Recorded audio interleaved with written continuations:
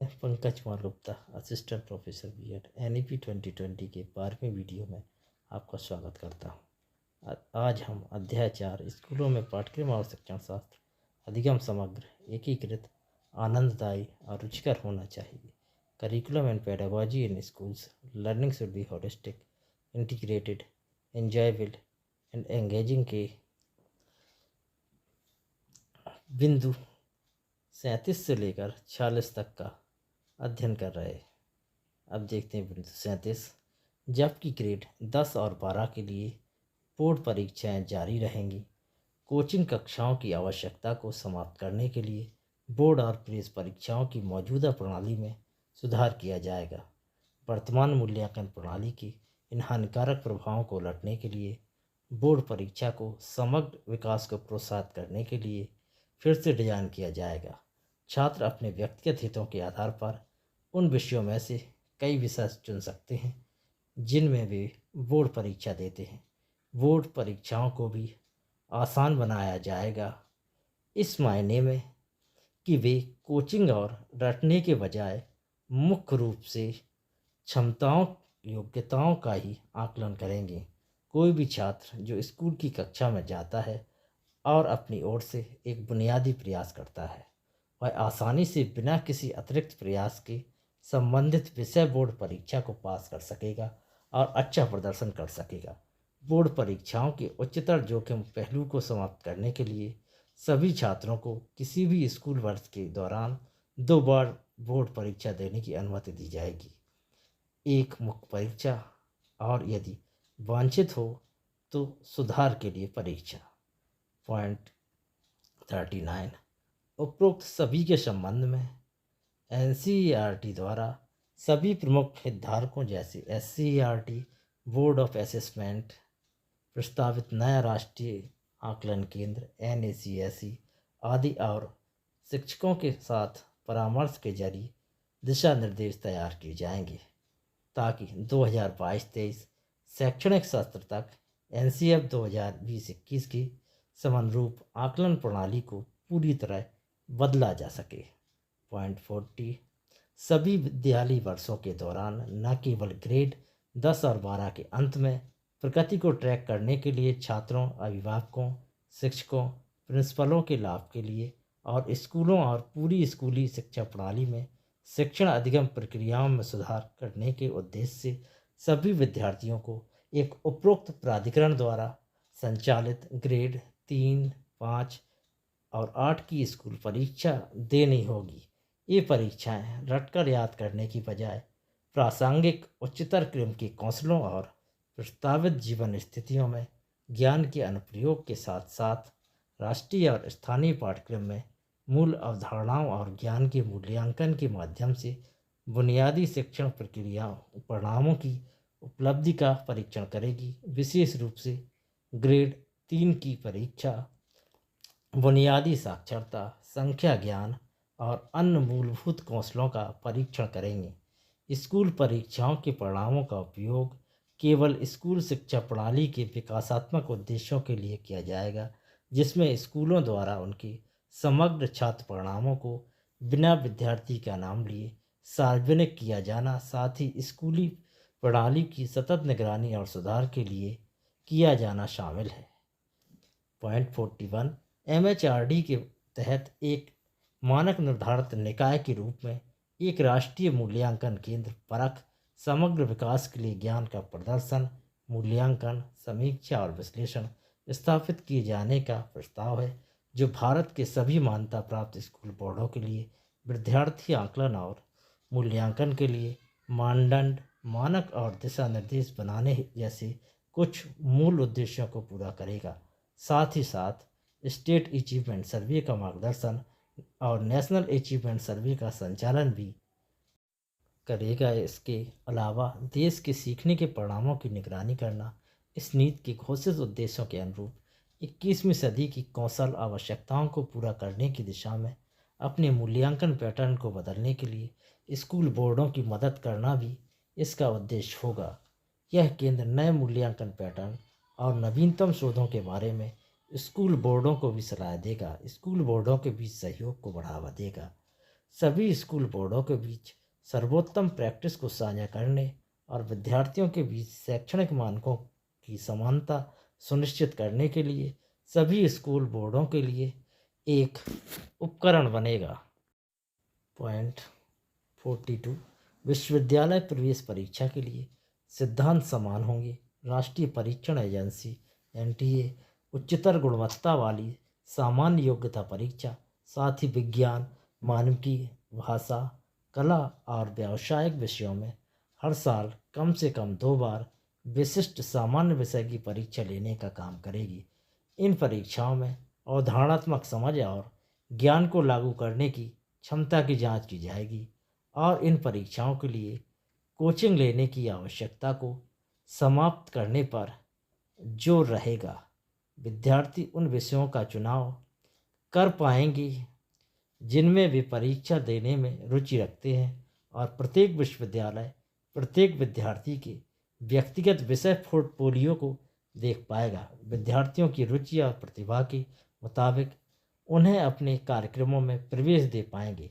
NTA उच्चतर शिक्षा संस्थानों में अंडर ग्रेजुएट और ग्रेजुएट में दाखिले और फेलोशिप के लिए प्रवेश परीक्षा आयोजित करने के लिए एक प्रमुख विशेषज्ञ स्वायत्त टेस्टिंग संगठन के रूप में काम करेगा।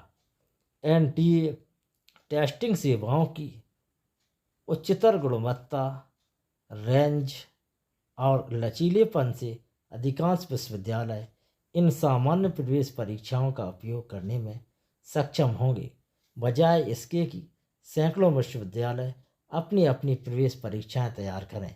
इसके चलते विश्वविद्यालयों और कॉलेजों और संपूर्ण शिक्षा व्यवस्था पर बोझ को काफ़ी कम किया जा सकेगा। यह निर्णय विश्वविद्यालयों और कॉलेजों पर छोड़ दिया जाएगा कि क्या वे अपने प्रवेश के लिए एनटीए प्रवेश परीक्षाओं को अपनाएं या नहीं। पॉइंट 43 प्रत्येक विद्यार्थी में जन्मजात प्रतिभाएं होती हैं जिन्हें खोजा जाना चाहिए, उनका पोषण करना चाहिए, उन्हें बढ़ावा देना चाहिए, उनका विकास करना चाहिए। ये प्रतिभाएं अलग अलग रुचियों, प्रस्तावों, क्षमताओं के रूप में खुद को व्यक्त कर सकती हैं। जो छात्र किसी दिए गए दायरे में विशेष रुचि और क्षमताओं को देखते हैं, उन्हें उस दायरे को सामान्य स्कूली पाठ्यक्रम से परे भी अध्ययन करने के लिए प्रोत्साहित किया जाना चाहिए। शिक्षक शिक्षा में विद्यार्थियों की प्रतिभाओं और रुचियों की पहचान और उन्हें बढ़ावा देने के तरीके शामिल होंगे। एनसीईआरटी और एनसीटीई प्रतिभाशाली बच्चों की शिक्षा के लिए दिशा निर्देश विकसित करेगी। बीएड कार्यक्रमों में भी प्रतिभाशाली बच्चों की शिक्षा में विशेषज्ञता अर्जित की जा सकेगी। पॉइंट 44 शिक्षा का उद्देश्य छात्रों को पूरक संवर्धन सामग्री और मार्गदर्शन और प्रोत्साहन देकर कक्षा में उनके एकल हितों या प्रतिभाओं को प्रोत्साहित करना होगा। विषय केंद्रित और प्रोजेक्ट आधारित क्लब और सर्कल स्कूल कॉम्प्लेक्स जिलों और उसके आगे के स्तरों पर अत्यधिक प्रोत्साहित और समर्पित किए जाएंगे। Science circle, math circle, music performance circle, chess circle, poetry circle, language circle, drama circle, debate circle, sports circle, eco club, स्वास्थ्य और कल्याण क्लब, योग क्लब इत्यादि इस प्रकार के कुछ उदाहरण हैं।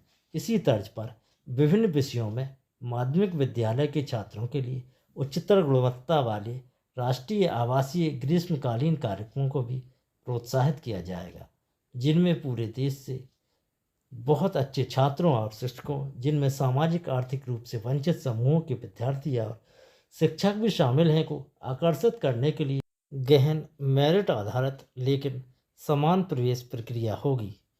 पॉइंट 45 देश भर में विभिन्न विषयों में ओलंपियाड और प्रतियोगिताओं को आयोजित किया जाएगा, जिनमें स्कूल से लेकर स्थानीय और राष्ट्रीय स्तर पर जरूरी समन्वय के जरिए यह सुनिश्चित किया जाएगा कि सभी छात्र सभी स्तरों पर जिनमें उन्होंने क्वालिफाई किया हो उसमें भाग ले सकें।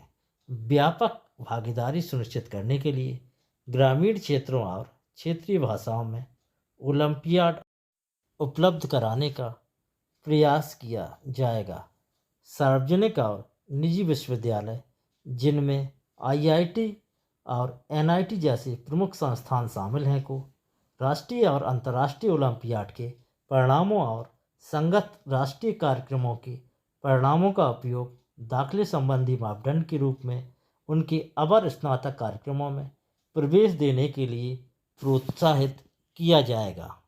अध्याय 4 का अंतिम बिंदु 46। एक बार जब इंटरनेट से जुड़े स्मार्टफोन या टैबलेट सभी घरों और या स्कूलों में उपलब्ध होंगे तो क्विज प्रतियोगिताओं, आकलन, संवर्धन संबंधी सामग्री वाले ऑनलाइन ऐप और साझा हितों के लिए ऑनलाइन समुदाय विकसित किए जाएंगे और सभी उपयुक्त चीज़ों को समृद्ध बनाने के लिए काम करेंगे, जैसे माता पिता और शिक्षकों की उचित देखभाल में विद्यार्थियों के लिए समूह गतिविधियाँ। स्कूल चरणबद्ध तरीके से स्मार्ट कक्षा का विकसित करेंगे ताकि डिजिटल शिक्षण शास्त्र का उपयोग हो सके और उनके द्वारा ऑनलाइन संसाधनों और सहयोग के साथ सीखने सिखाने की प्रक्रिया को समृद्ध किया जा सके। इस प्रकार हमने देखा कि NEP 2020 के अध्याय 4 में स्कूलों में पाठ्यक्रम और शिक्षण शास्त्र को किस प्रकार होना चाहिए, किस प्रकार अधिगम को समग्र, एकीकृत, आनंददायी और रुचिकर बनाया जाए, उसका वर्णन किया गया है। साथ ही साथ इसमें स्कूल स्तर के चारों चरणों 5+3+3+4 में प्रत्येक चरण में कैसा करिकुलम होना चाहिए, अधिगम को इंटीग्रेटेड बनाने के लिए, होलिस्टिक बनाने के लिए सभी विषयों को एक ही जगह किस प्रकार पढ़ाया जाए ताकि अधिगम की प्रक्रिया आनंददायी यानी खुशी देने वाली हो और उसमें हमारी यानी छात्रों की और शिक्षकों की रुचि उत्पन्न हो, इसका वर्णन किया गया है। ये अध्याय NEP का सबसे महत्वपूर्ण और सबसे बड़ा अध्याय है। यदि आपको ये वीडियो अच्छा लगा हो तो लाइक करिए, शेयर करिए, कोई कमी लगी हो तो कमेंट करिए। Thank you for watching.